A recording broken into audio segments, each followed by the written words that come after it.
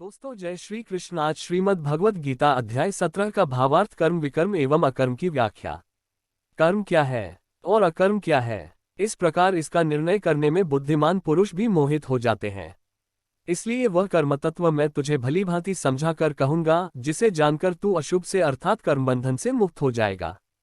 कर्म का स्वरूप भी जानना चाहिए और अकर्मण का स्वरूप भी जानना चाहिए तथा विकर्म का स्वरूप भी जानना चाहिए, क्योंकि कर्म की गति गहन है।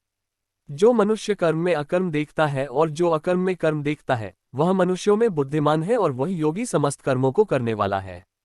जिसके संपूर्ण शास्त्र सम्मत कर्म बिना कामना और संकल्प के होते हैं तथा जिसके समस्त कर्म ज्ञान रूप अग्नि द्वारा भस्म हो गए हैं, उस महापुरुष को ज्ञानीजन भी पंडित कहते हैं।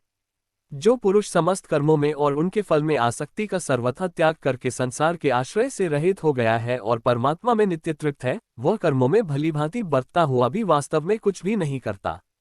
जिसका अंतःकरण और इंद्रियों सहित शरीर जीता हुआ है और जिसने समस्त भोगों की सामग्री का परित्याग कर दिया है, ऐसा आश्रित पुरुष केवल शरीर संबंधी कर्म करता हुआ भी पापों को नहीं प्राप्त होता।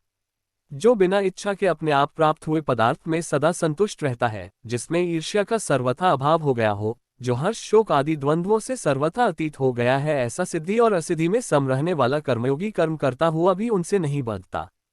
जिसकी आसक्ति सर्वथा नष्ट हो गई है, जो देहाभिमान और ममता से रहित हो गया है, जिसका चित्त निरंतर परमात्मा के ज्ञान में स्थित रहता है, ऐसा केवल यज्ञ संपादन के लिए कर्म करने वाले मनुष्य के संपूर्ण कर्म भली भांति विलीन हो जाते हैं। दोस्तों, अगली वीडियो देखने के लिए आप चैनल सब्सक्राइब जरूर करें और लाइक करें और कमेंट करें। दोस्तों जय श्री कृष्ण। आज श्रीमद् भगवत गीता अध्याय 17 का भाव